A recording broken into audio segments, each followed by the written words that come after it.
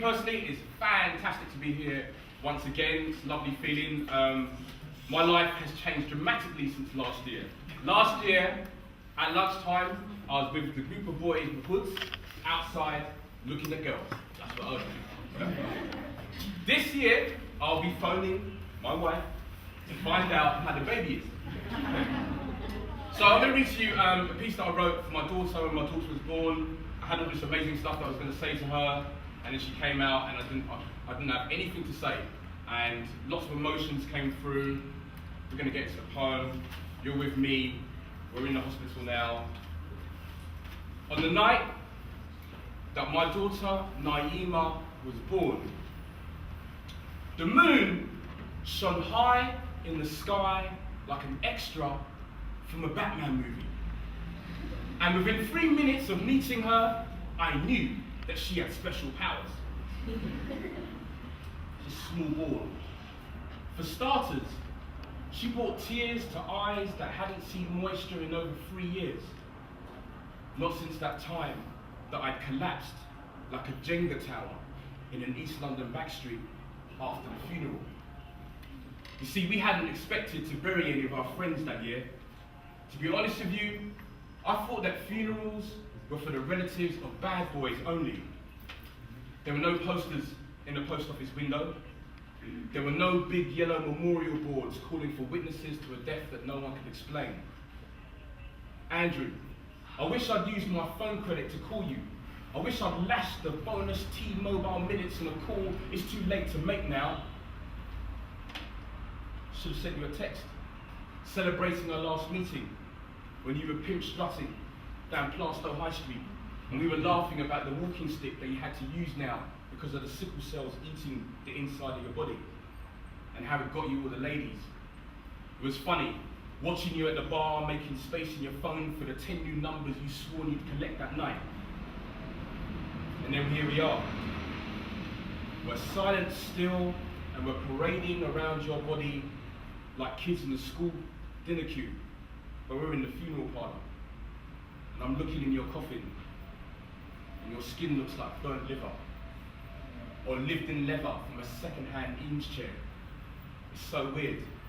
You're looking at a dead body without a plasma screen to hide behind. It's so much easier when you're watching the TV. And anyway, I thought I'd tell you this, blood, because I miss you, and my daughter reminds me of the emotions that I felt for you. You see, before she was born, I promised the man's den that I wasn't going to cry, but my Nike top swallowed violent, salty tears like parched summer grass on an Indian cricket pitch. On that night, I put my arm across my face because I was too scared to show the world my eyes, and I collapsed against a wall that had caught thousands of men before me. I ran my finger down the plaster, and there was a small dent, an indentation in the plaster like a never-fading bruise. And when I looked really closely, it was stained with real tears. Like I let the side down, like I hadn't been strong like the men are in the films. Like I said the first thing that came into my head, like, I'm crying, but I'm still a man.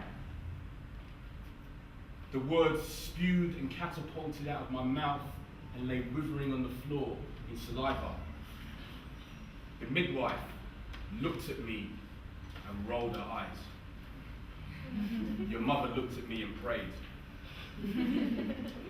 I looked at you, and you smiled, and you flashed a brown button eye in my direction and cried your first ever tear. And then, like my dead friend Andrew, I knew that from this day forward, everything was going to be all right.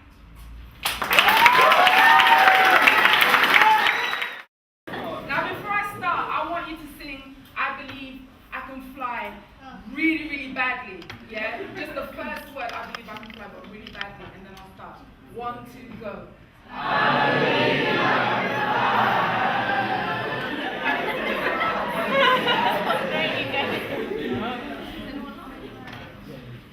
She couldn't sing, but that wasn't the point. She stepped up to the mic, gave a polite intro, opened her mouth, began to sing. Out of tune, missing several beats, backing singers could not save her. Now I'm no singer, but by the end of the first verse, I wanted to hold my breath and lend it to this girl.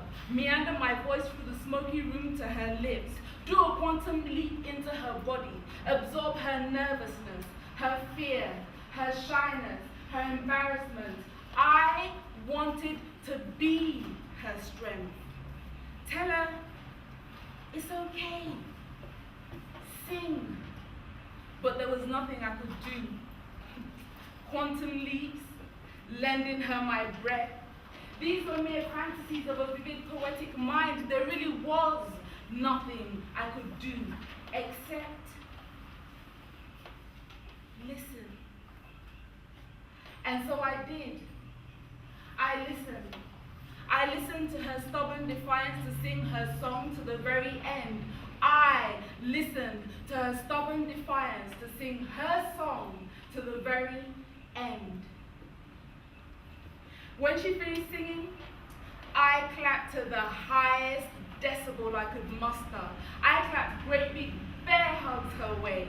I clapped a laid out red carpet, graced with pink and white rose petals from the stage to her table for her. I clapped for the strength she didn't need after all. I clapped for the unexpected strength she gave me. I clapped to thank you, thank you, thank you for not giving up. Because she could have collapsed her face into her woolly hat, but she didn't. You see, she couldn't sing, but that really wasn't the point. Thank you.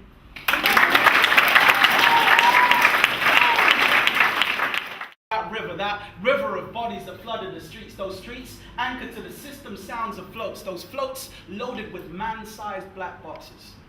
Call them monuments to sound or call them speakers. Speakers whose hearts crackled and snapped near broken with the weight of their own bass. And if you could work your way through the crush, press your hands up against the speaker grills, the music would breathe on you. Itch the air around your fingers, ring your chest like a gong. And you see me? I used to watch from the side. Eager, true indeed, but too shy to learn the language they spoke. And believe me, they spoke. Those hips and thighs, they had their own rolling rhythms. Those rhythms fluid and fierce. Those rhythms fierce and independent. But now you see, the boys I used to walk through the streets with, they be over there, right? And they used to call themselves the man them. What? Had their own brand of manners, would almost never ask, at best they just dive headlong into that tide to surface and press the whisper of a quick hot smile up close behind an ear, behind slicked down curls or pressed hair pulled tight to escape the heat. Now those boys had quick hands that used to sneak around waists, pulling themselves forward, searching for a rhythm to ride, side from side, 10 cent from dollar. They had quick hands, sneaking around waists, pulling themselves forward, searching for a rhythm to hold steady as rock. Thank you. Okay, so I'm losing my voice. I don't believe it because usually I'm louder than this, and what people, Jacob will tell you. So I'm gonna need your help. So when I do this, what's that? 3. Genius. This?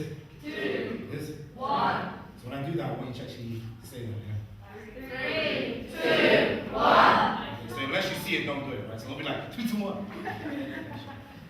So they say that 3. Word short of a proverb. 2. Belief less of a religion. 1. God less to believe in. They say that 3. Tribe short of a people. 2. Heart less of a couple. 2. Breaths closer to death. They say that 3. Friends short of a Judas.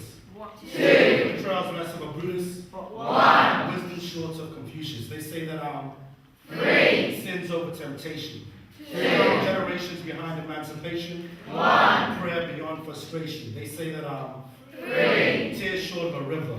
2. Waters deep of leaders. 1. Hope less of a believer. They say that 3. Chains left of the slave.